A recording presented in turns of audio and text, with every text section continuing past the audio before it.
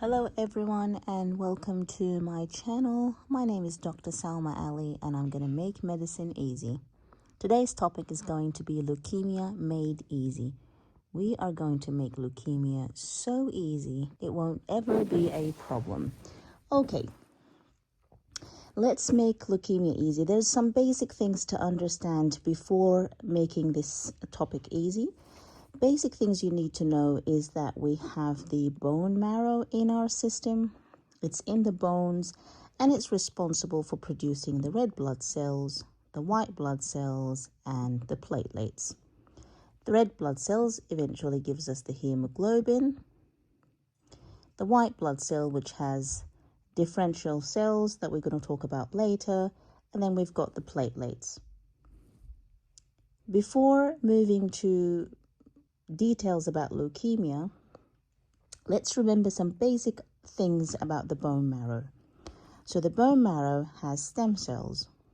These stem cells is mainly myeloid stem cells and lymphoid stem cells. The lymphoid stem cells mainly gives me lymphocytes. The myeloid gives me all of the rest of the blood, including the red blood cell and the platelets, as well as all of the rest of the white blood cell except the lymphocyte, which is produced by the lymphoid stem cell. Okay? All right. Now, if someone has leukemia, in the history, the main symptoms are going to be related to these three problems. You can also add the bone marrow. So in the history, the patient's going to present with bone pain because it is in the bone marrow. The cancer is in the bone marrow. So the symptom is going to be in the bone marrow and they're going to present with bone pain. A second problem in the history that we can ask our patient is related to the hemoglobin. They're going to have features of low hemoglobin. So they're going to come with features of anemia. So they can present with fatigue, feeling dizzy, shortness of breath. In history as well, we can find features of low white blood cell or features of dysfunctioning white blood cells. So the person can present with evidence of recurrent infection. These infections can also be opportunistic infections that are not very common in regular patients with good immunity. So in the history, there's going to be evidence that the white blood cell are not functioning properly. And last but not the least, there's going to be evidence of problem with the platelet. So we're going to see evidence of bleeding tendency. It can be a nosebleed, it can be petechiae in the skin. So they're going to present with a red dot rash. And that's just from the history. In terms of the examination, the same thing. You just go back to those problems. You examine for evidence of anemia, so the patient can present with pallor. You can find evidence of infection, such as fungal infection. They can present with like oral thrush. You can see evidence of infection. You can also in your examination see evidence of platelet dysfunction, which is the petechiae hemorrhage. In terms of investigation, all I want from you today is know that the first step, if I'm suspecting leukemia, or if I'm suspecting anemia, or even if I just feel someone's just doesn't feel or sound right, I'm going to do the full blood count. In the full blood count, the main thing that I'll be looking at is the hemoglobin, the white blood cell, plus the platelet.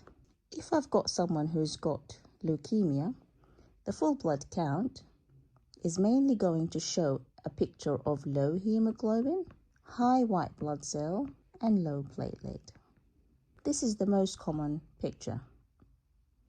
Low hemoglobin, high white blood cells, and low platelet. In some occasions, the white blood cell can actually be normal or even low, And in certain leukemias, even the platelet can sometimes be a bit high. However, in general, the full blood count is usually showing low hemoglobin, high total white blood cells, and low platelets. Now, let's move on to the types of leukemia. There's acute lymphocytic leukemia, acute myeloid leukemia, chronic myeloid leukemia, and chronic lymphocytic leukemia. If you want to know the types of leukemia and differentiate different types of leukemia, you need to ask 3 simple questions. Question number 1, am I dealing with a leukemia or not? Question number 2, is it lymphoid leukemia or is it myeloid leukemia? Question number 3, is it acute or is it chronic? Let's ask the 3 questions again. Question number 1, am I dealing with a leukemia? Is there features of leukemia in the history? Evidence of the 3 issues up here with the red blood cell, white blood cell, and with the platelet. Did I see that in the history? Yes, I did.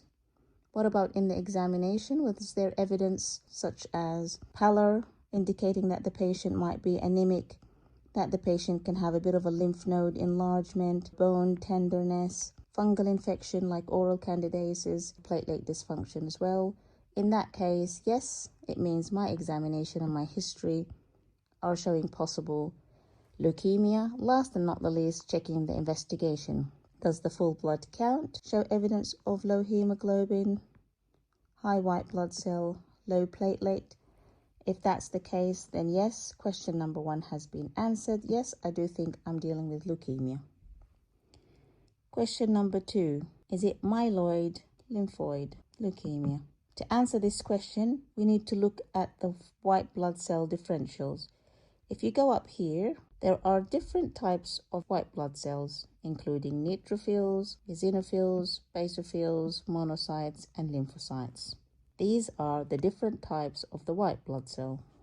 If you looked at the number of the white blood cell here in the full blood count and this large number of white blood cell, the next step would be to look down to which type of white blood cell. If the white blood cell was mainly lymphocyte, this is a lymphocyte-related leukemia, so it's a lymphoid leukemia. If it's anything else, it's a myeloid. Question number 3, is it acute or is it chronic? This is slightly more complex. We need to ask ourselves a couple more questions. Question number 1, what's the age of the patient? If the patient's age was young, this is most likely acute leukemia, versus chronic leukemia happens in slightly older age. Number 2, we're looking at the word blast. For example, lymphoblast, myeloblast. If you see the word blast in the peripheral blood picture, this is most likely acute leukemia. And last but not the least, check if this leukemia is aggressive. Aggressive leukemias tend to be acute. Less aggressive leukemias are chronic. Acute leukemias happen very suddenly. The picture is quite aggressive. The patient is very sick. And usually, even when you look at the full blood count, it has a bit of a dramatic picture. The hemoglobin is significantly low, the white blood cells are a bit significantly high, and the platelet levels are also a bit dramatically low. In chronic leukemias, some chronic leukemias, they tend to die with the leukemia rather than from the leukemia. That's why the picture is quite simple, and usually just in general checkup, it can be picked up. So incidental finding in general testing. And that's it. You answer those 3 questions, leukemia is made easy. Number 1, am I dealing with a leukemia? Number 2, which is the most common in the peripheral blood picture? Which one is the most common? Is it lymphocytes? If it's lymphocytes, then this is a lymphoid leukemia. If it's anything else, it's a myeloid. Number 3, figure out if it was acute or chronic by looking at the age of the patient, the general picture of the presentation, and the word blast. Thank you very much.